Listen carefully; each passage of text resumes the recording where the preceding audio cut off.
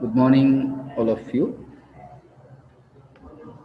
So in the last session, we started the signal description of 8086 and we have seen the common signals of 8086. So we have discussed 32 signals. So I hope you understand the signals, common signals. And the next signals are the group of signals are the minimum mode signals. So as the 8086 is a 40 pin IC and each pin treated as a signal. So there are 40 signals. So which means that the 8086 has 40 signals. And all the signals are categorized into mainly three. So they are the first are the common signals and the second one are the exclusively signals for the minimum mode and maximum mode. So out of the 40, 32 are the common signals for both minimum mode as well as for the maximum mode of 8086. And the remaining 8 signals, so they are exclusively signals. And so for minimum mode, there are 8 exclusive signals. And similarly for the maximum mode also, there are 8 exclusive signals. So now the 32 plus 8 exclusive signals together, it gives the 40 pin IC for 8086. So here the next one is the minimum mode of the signals. So here I have listed the 8 exclusive signals which are used for the minimum mode of 8086. For minimum mode of the 8086. So the minimum mode signals are interrupt acknowledgement. So we have seen the NMI, non-maskable interrupt, and general purpose interrupt, INTR, in the common mode signals, right? In the common mode signals. So in the minimum mode, one of the signal is INTA bar, which is a interrupt acknowledge signal, interrupt acknowledgement signal, and the write control signal, ALE, address latch enable signal, DEN, which is an active low signal, data enable, and DT by R, so which is a data transmit receive signal. It is a data transmit receive signal. M by IO bar, memory or IO operations. So this signal, it is used to differentiate the memory operations and the IO related operations, memory data transfer operations, IO related data operations. And hold and held. So hold is a request signal and held is an acknowledgement signal for the hold request. So hold request, held is an acknowledgement signal for the hold.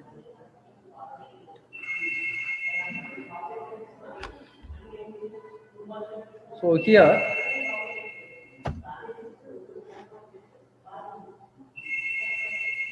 so one of the minimum mode signal is INTA bar.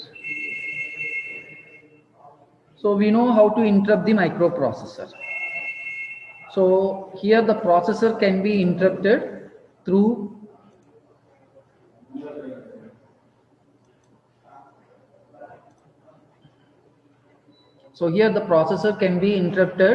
through an interrupt signal, so that you can request the microprocessor to execute some other task or to execute some other program.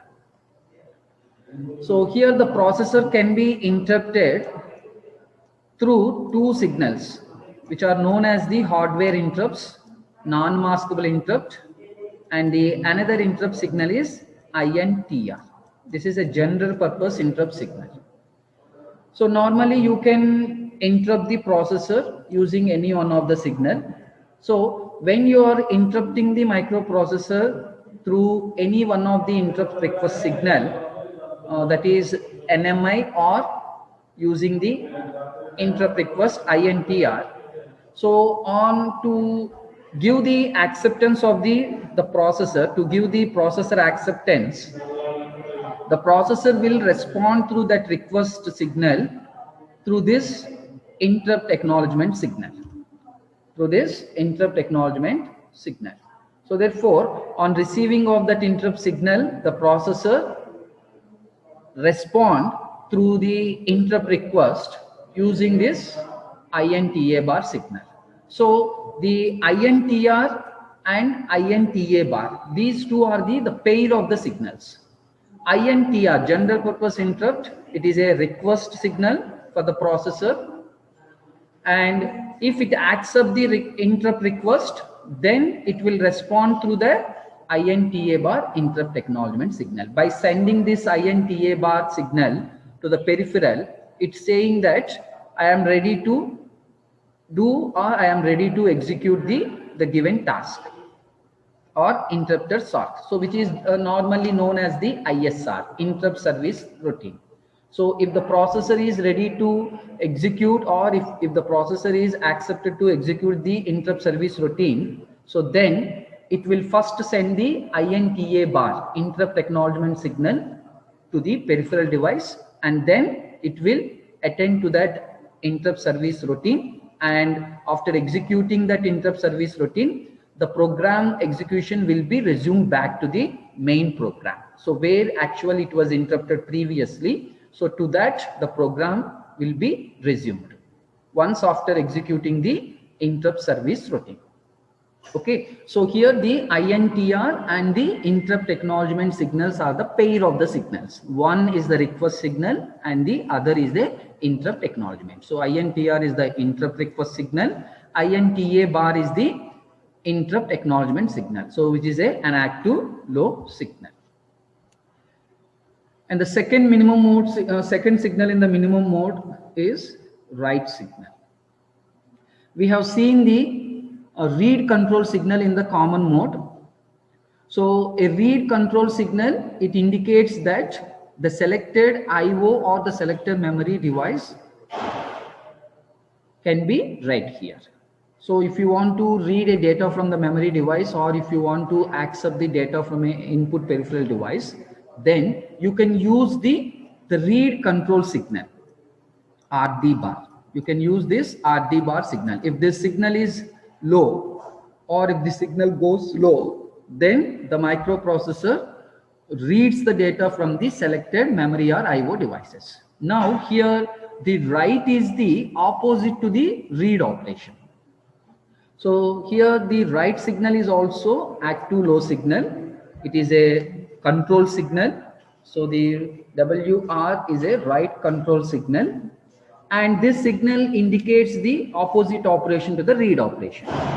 So here the write control signal, it indicates that the data on the data bus are to be returned into the selected IO or the memory device. So if you want to store the result into the memory, or if you want to send any results to the output device, so then we use this write control signal. And if this write control signal is made 0, or if this signal is accepted 0, then it writes the data into the selected memory, or it will send the data to the selected output device.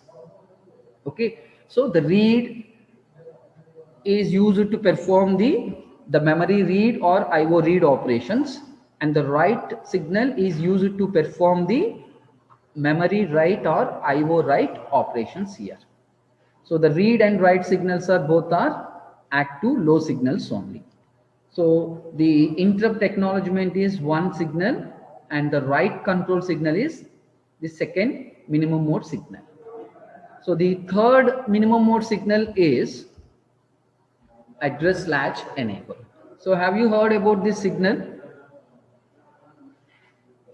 Have you heard about this signal, address latch enable?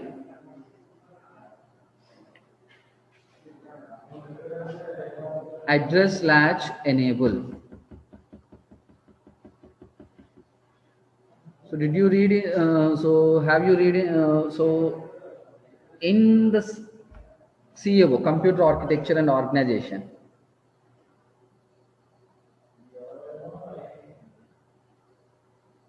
so have you heard about this signal, address latch enable? Okay.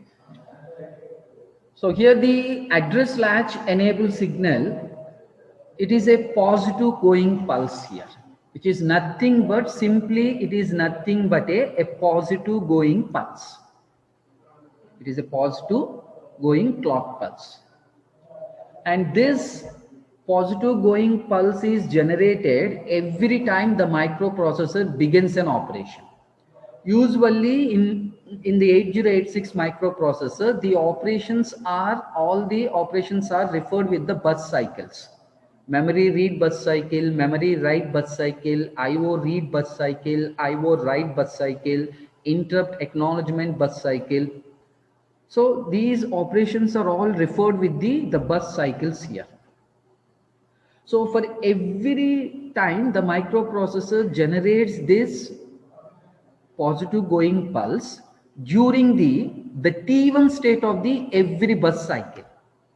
So for every operation, if you take any operation, as I said that the memory read, memory write, IO read, IO write. Okay, so memory read, memory write, IO read, IO write, or interrupt acknowledgement signal.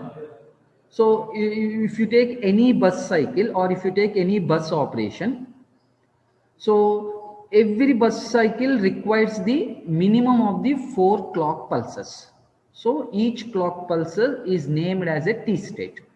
So when it is a 4 clock pulses, it means that it has 4 T states here. It has a 4 T states. So during the first T state of every bus cycle, during the T1 state of the every bus cycle, the microprocessor generates a positive going pulse here. It generates the positive going pulse. And during this T1 state,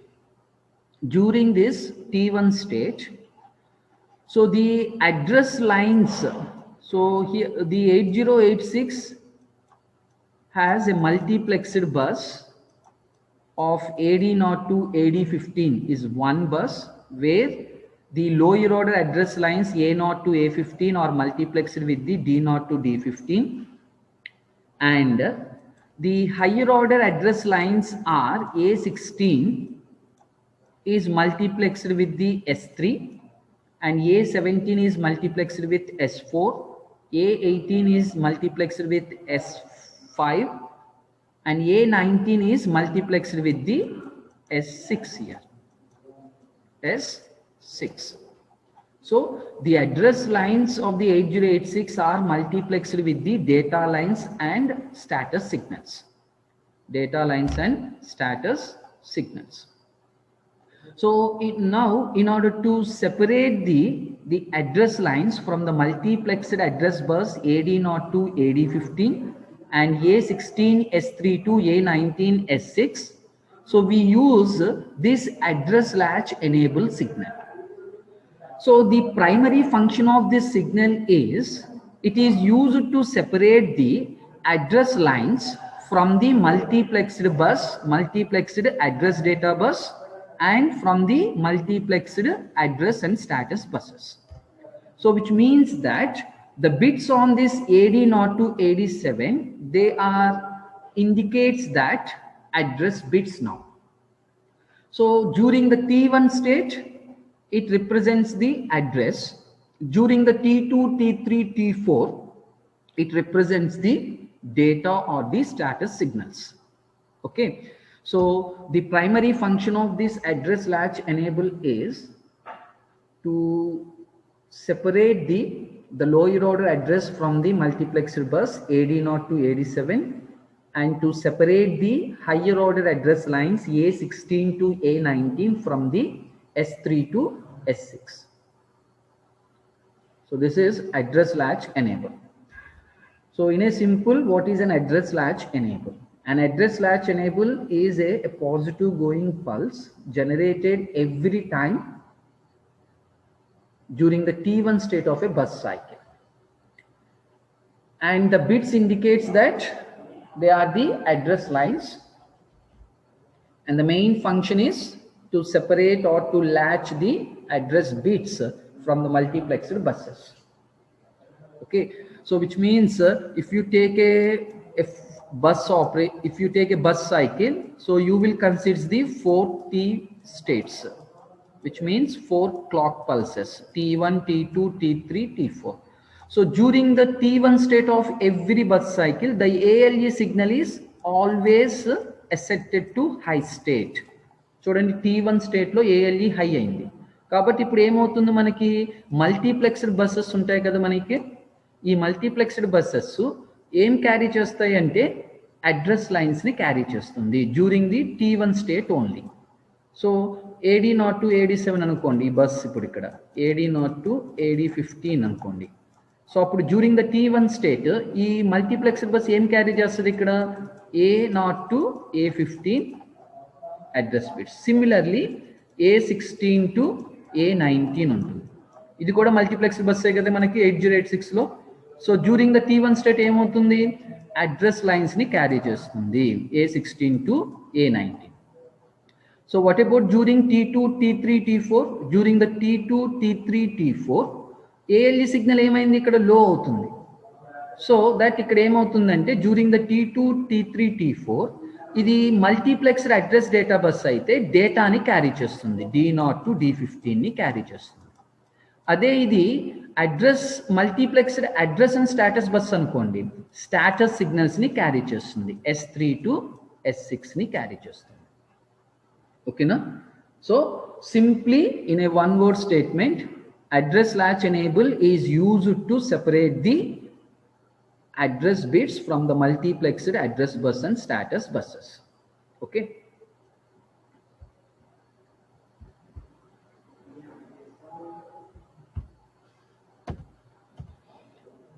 So next signal in the minimum mode is data enable. Data enable. So here the data enable is an active low signal, and when the microprocessor operating in the minimum mode, when the microprocessor is operating in the minimum mode, the data enable signal is used to enable the bus trans receiver. So we use the bus trans receiver in the minimum mode. So we use 8286 or 8287.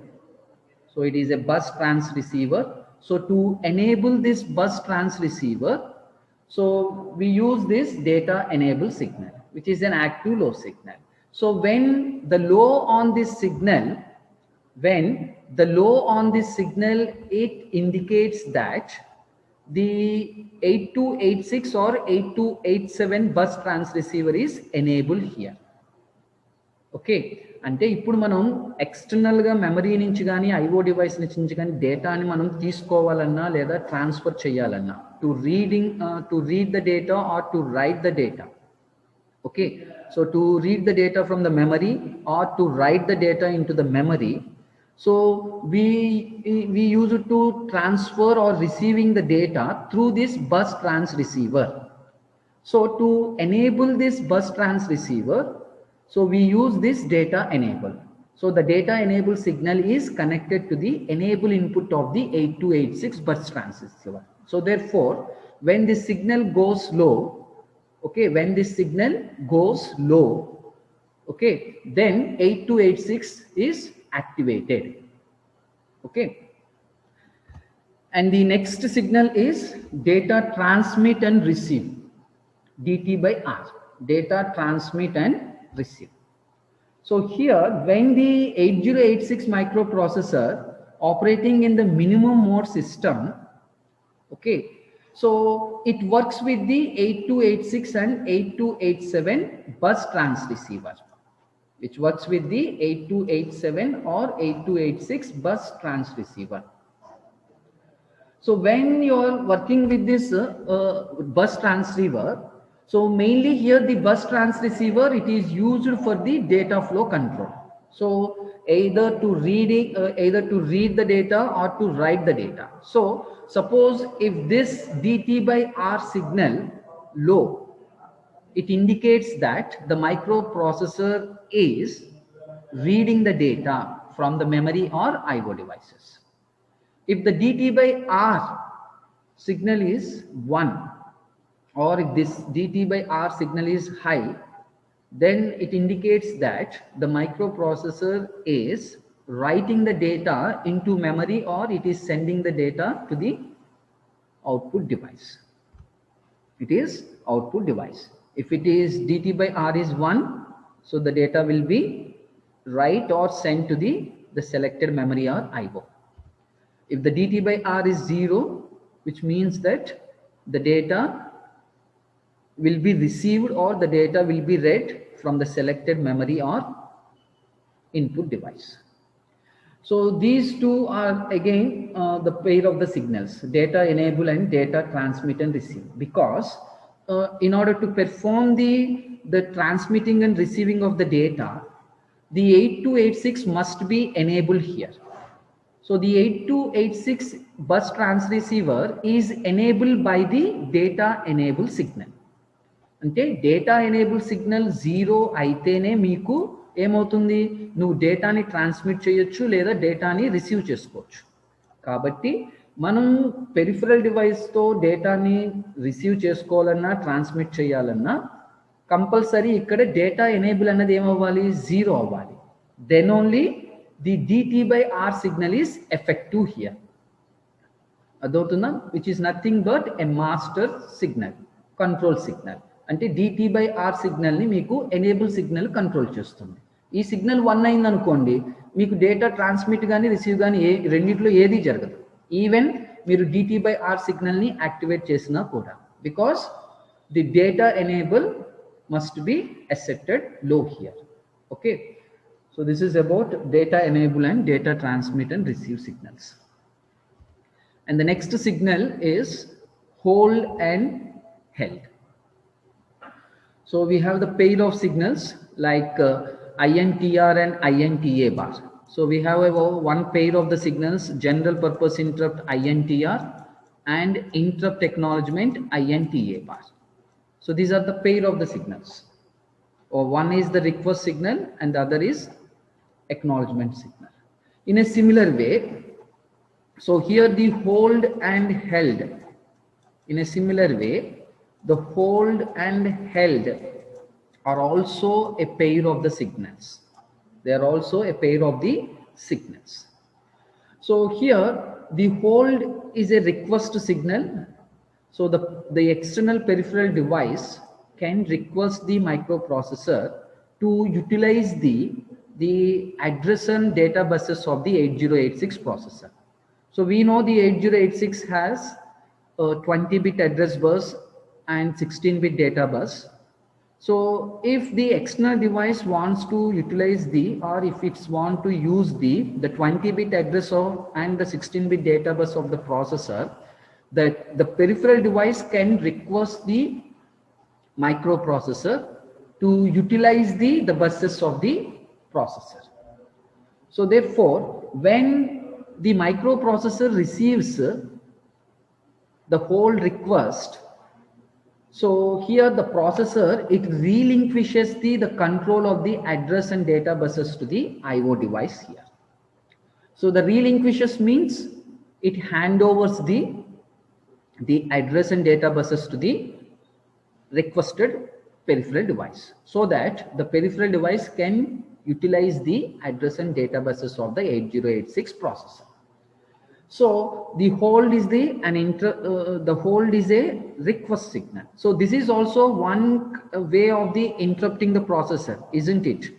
You are interrupting the processor that, so the peripheral device want to utilize the address and data buses of the processor. So therefore, this is also a one way of the treating as an interrupt, but this is not an exact of the interrupt signal, but it is also a one way of the interrupt process or interrupting the processor. So now on receiving of this hold request, the microprocessor responds through the peripheral device through the held signal here, HLDA, held signal. So which means that it is acknowledging to the hold request signal that I am ready to hand over the buses and data lines for the utilization of the peripheral device. So the hold is a request signal and the held is an acknowledgement signal. Simple ga ardham cheskunte hold anedi enti request signal which is given by the or which is activated by the external device only. Okay, on receiving of that hold request, the processor can respond through the held acknowledgement. So it's saying that I can hand over the address and data buses to the peripheral device. Okay, so these are the another pair of the signals. INTR, INTA bar are the one pair of the signals. Hold and held are the another pair of the signals here. So do you understand this hold and held?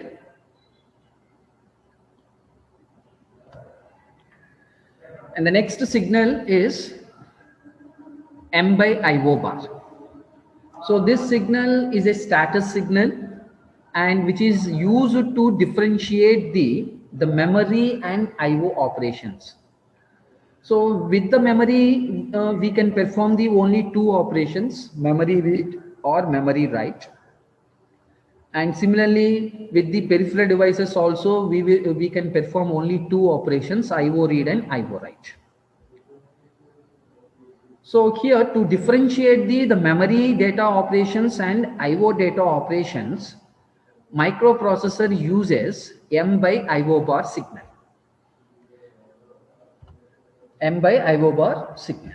So if this M by IO bar signal is 1, it indicates that the microprocessor is performing the memory related operations.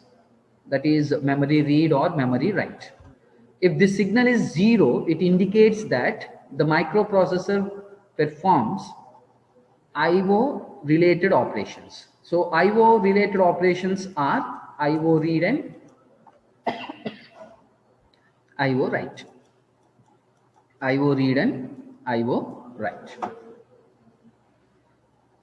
Okay, and here this status signal M by IO bar, it is in conjunction with the memory read and write signal to generate the 4 control signals in the minimum mode signals.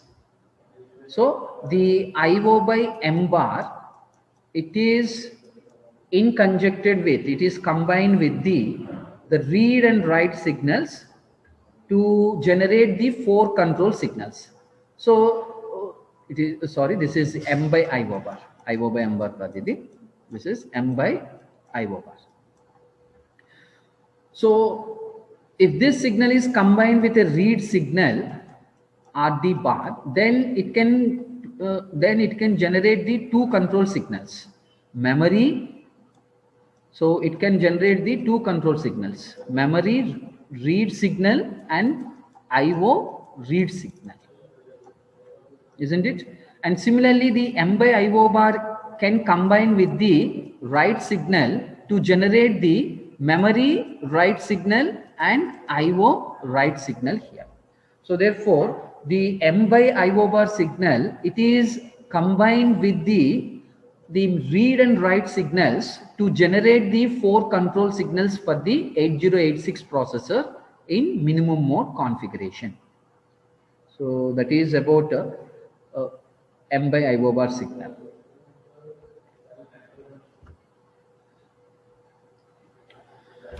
So these are the minimum mode signals here. So these are the minimum mode signals. So there are 8 minimum mode signals. So the 8 minimum mode signals are interrupt acknowledgement, INTA bar, and then write control signal, and then address latch enable, and then data enable, DEN bar, data enable, and DT by R, data receive and transmit, and hold and held, hold and held. These are the pair of signals. Remember this, hold and held.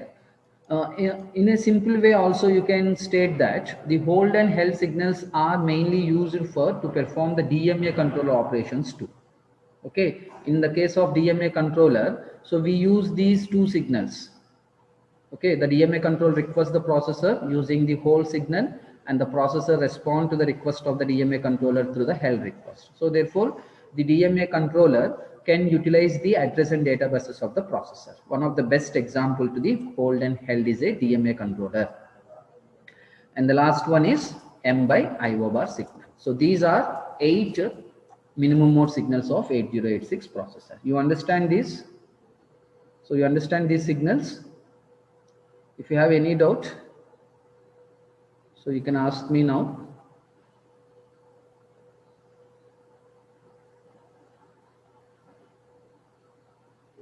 If no questions, then we can move on to the next one, maximum mode signals.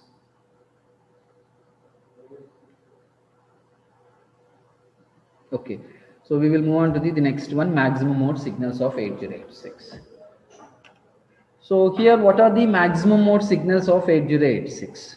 So it has 2 status signals, so 2 Q status signals, and 3 generalized status signals, S0 bar, S1 bar, S2 bar. So all the 3 status signals are active low only. And we have a lock signal, so which is mainly used with the lock prefix instruction. It is a 1 signal. And we have the bus request and bus grant request. No, sorry, bus request and bus grant. So one is the request, and the same signal can be used for to acknowledge to the peripheral device too. So it is a bidirectional signal. The request grant RQ bar GT bar, RQ bar GT bar 1. So RQ request grant 0, request grant 1. So 2 signals. Okay, total 8 signals. So the maximum mode signals, mainly it covers the 2 Q status signals, 3 status signals, and 1 lock prefix instruction signal, and the bus request and grant signals. Bus request grant signals.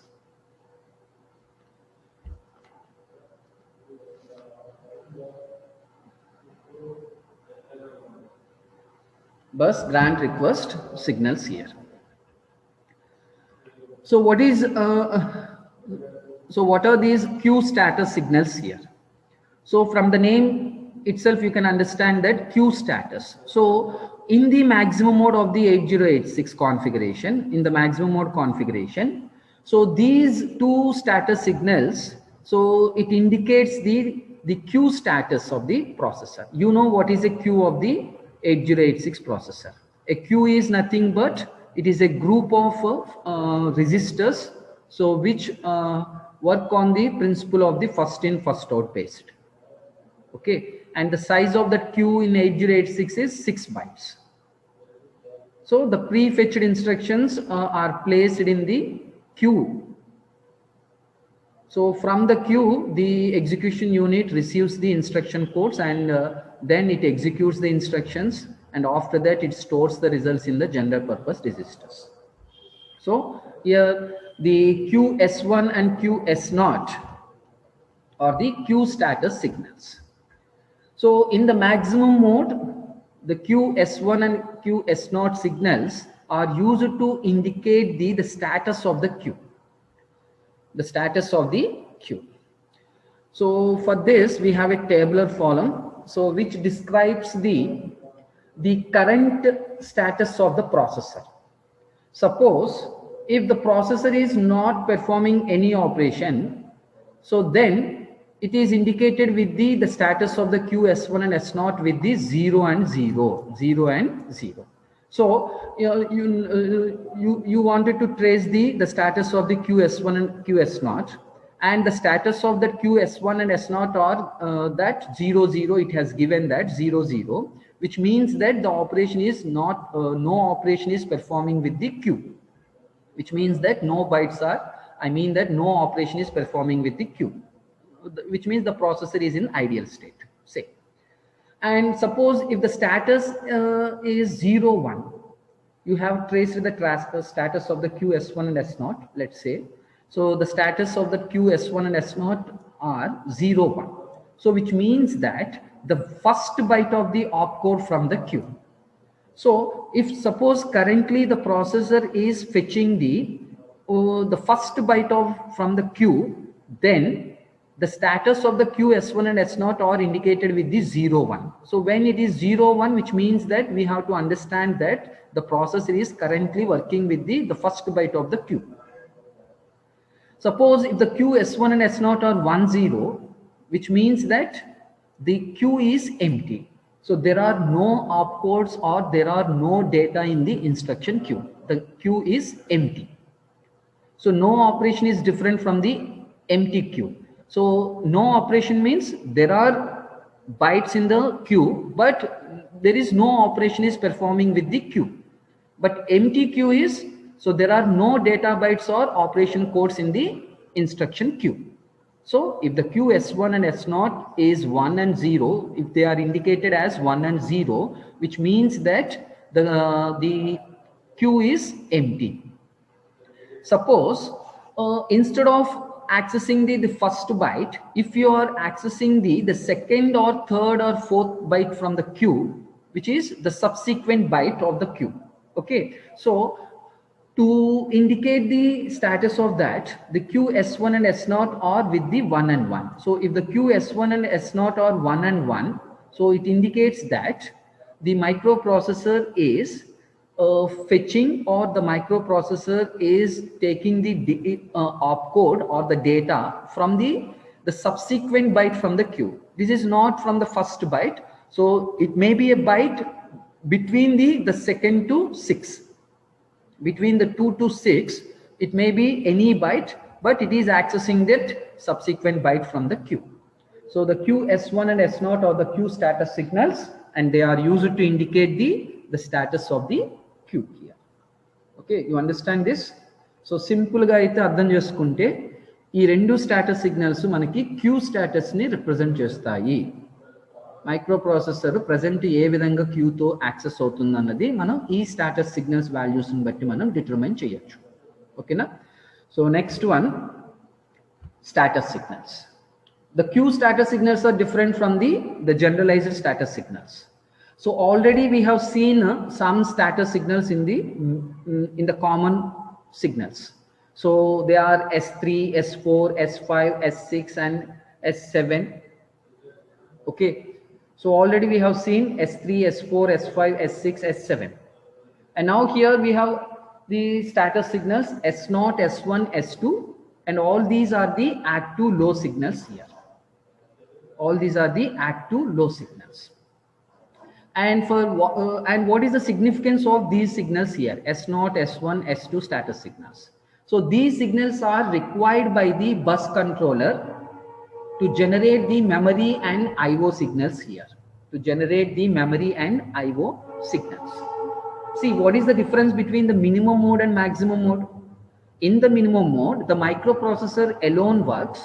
In the maximum mode, the microprocessor works with the other co-processors. Okay. So when the processor is working in the minimum mode, to identify the control operations, the microprocessor uses the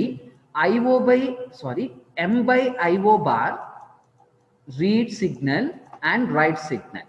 So using these three signals, the microprocessor generates the control signals in minimum mode of the processor, in the minimum mode of the processor. So what about for the maximum mode? In the maximum mode, the processor works with the other co-processors also. So therefore here we require a bus controller. So 8288. So the 8288 is a bus controller, and using this bus controller, we generate the memory and IO signals here. So here you can see the table. So this table describes the various signals.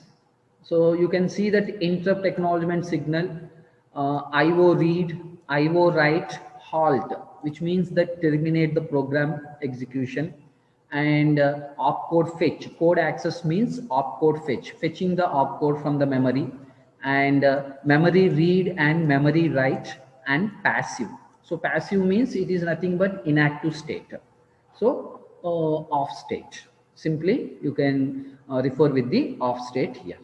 So when the processor working in the maximum mode to generate the memory and IO related control signals, so the microprocessor uses the status signals S0, S1, S2 here. And these signals are used to generate the control signals. ఈ control signals మనకి ఎక్కడి నుంచి generate అవుతాయి? 8288 bus controller. అంటే మనం ఏం చేస్తామంటే ఈ స్టాటస్ సిగ్నల్స్ ని బస్ కంట్రోల్కి ఇస్తాం.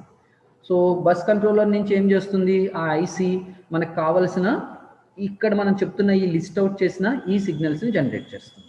ఇవి చాలా simple. Interrupt acknowledgement, IO read, IO write, halt, opcode fetch, memory read, memory write, off state. I mean that inactive state or passive state. Inactive or passive state. Okay. So ఇక్కడ ఈ S2 అనేది ఎందుకు 0 ఉంది అన్నది మీరు observe చేయొచ్చు. ఎందుకంటే ఇక్కడ లాస్ట్ స్టేజ్ మీరు అబ్జర్వ్ చేస్తే M/IO బార్ చూడండి. ఇక్కడ 0 ఉంటేనే కదా IO రిలేటెడ్ ఆపరేషన్స్ వస్తుంది. 1 ఉంటే ఏమవుతుంది? మెమరీ రిలేటెడ్ ఆపరేషన్స్ అవుతుంది. అవునా? అందుకనే S2 బార్ లో ఇవన్నీ 0 అవుతుంది. అలాగే సిమిలర్ గా రీడ్ అండ్ రైట్ కూడా మీరు అబ్జర్వ్ చేయండి. సో రీడ్ సిగ్నల్ 1 అయితే అంటే S1 refers with the read, S0 refers with the right. This is I'm interpreting that in that way to understand here. Okay. So అందుకని ఇక్కడ ఏమైంది? 0 అయింది. ద ఆపోజిట్ 1 అయింది. సో ఇక్కడ మనం రైట్ ఆపరేషన్ అనుకున్నప్పుడు రీడ్ కి మనం ఇంటర్ప్రిట్ చేస్తున్నాం కాబట్టి ఇది 1 అయింది, అంటే ఇన్యాక్టివ్ స్టేట్, అంటే సిగ్నల్ అనేది ఆఫ్ లో ఉంటుంది. ఇక్కడ 0 ఉంది కాబట్టి ఆన్ అవుతుంది. So it is interpreted to write operation. అందుకని ఇక్కడ మనం write అని చెప్తున్నాం. Okay, so simply the S0, S1, S2 are the status signals. They are required by the 8288 bus controller to generate the memory and IO related signals, control signals. Okay, you understand this?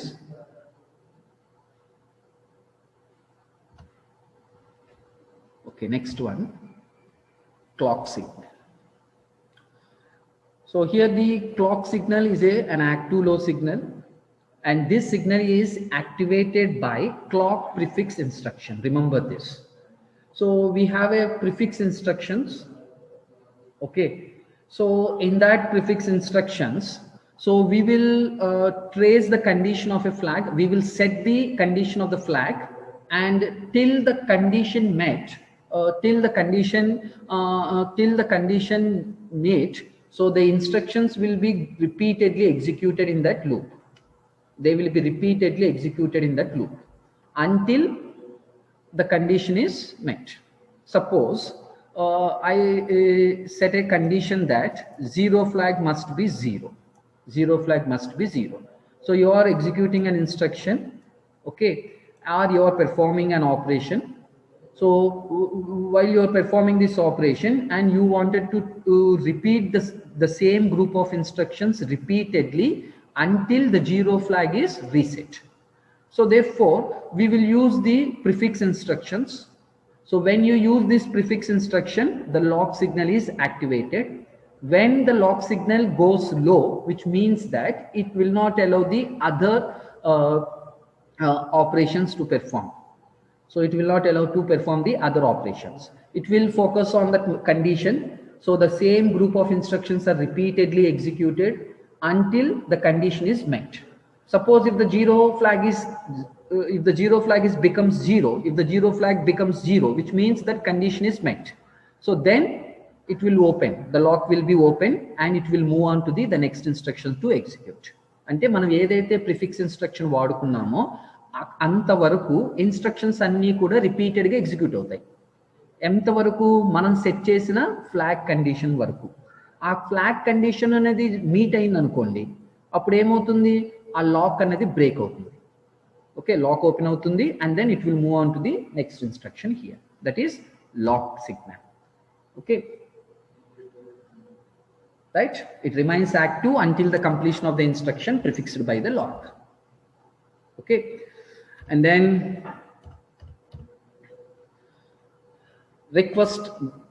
bus request and bus grant signals.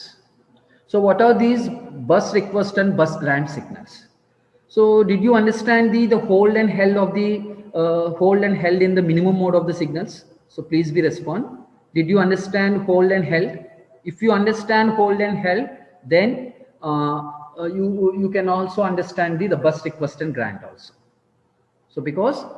So the bus request and grant resembles the same operation. It resembles the same operation of the hold and held.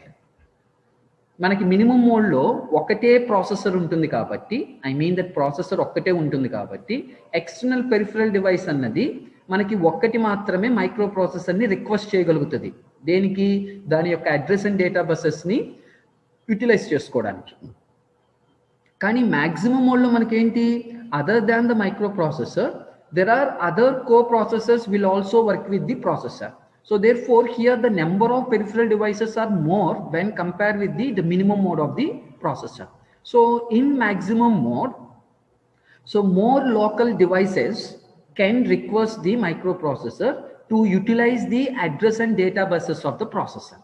Suppose I have two DMA controllers in the maximum mode of the 8086 configuration. So I have two DMA controllers. So therefore I can use these bus request and grant signals. Bus request RQ bar GT naught 1 signal and RQ bar ZT bar 1 is the another signal. 0 is 1 and 1 is the another signal. So the two DMA controllers can request the microprocessor in the maximum mode through these signals here. So one DMA controller can request the processor through this RQ by ZT naught, and another DMA controller can request through the processor through RQ by GT1 bar. So now the two DMA controllers simultaneously request to the processor. So now which one is accepted first here? So to accept the bus request, so there is a priority given. So the priority is RQ by ZT naught has the highest priority over the RQ bar by GT1 bar. So the first DMA controller దేనికైతే మనం connect చేసామో దీని యొక్క request first accept చేసి దీని అయిన తర్వాత next second దానికి attend అవుతుంది. So between the two it is having the highest priority and followed by this second. Okay, so minimum మోడ్లో మనకి ఏంటంటే ఒక డివైసే మైక్రో ప్రాసెసర్ని hold and held request and అక్నాలజ్మెంట్కి పాసిబిలిటీ ఉంది. కానీ మ్యాక్సిమం మోడ్లో నెంబర్ ఆఫ్ డివైసెస్ ఎక్కువ ఉంటాయి కాబట్టి more devices can request the microprocessor for utilization of the processor buses. So if it is the case or in such cases, so they will be request the processor through the request grant 0, request grant 1. Okay, you understand this? Request grant 0 and request grant 1. So these are the 8 maximum mode signals. So the 8 maximum mode signals are, so what are the maximum mode signals here? So what are the maximum mode signals? QS0, QS1, two signals, and status signals S0 bar, S1 bar and S2 bar, three signals. And lock is an active low signal, lock, and request and grant signals. Request bar by grant, request bar by grant 0 and request grant for 0. So these are 8 maximum mode signals. So do you understand these maximum mode signals? So in this signal description of 8086, so we have discussed the limitations of the 8086 IC, and then we have seen the pin configuration diagram, and we have discussed all the 40 pins in 3 categories. Common signals as 32 signals, maximum mode signals are 8, and minimum mode signals are 8. So do you understand this?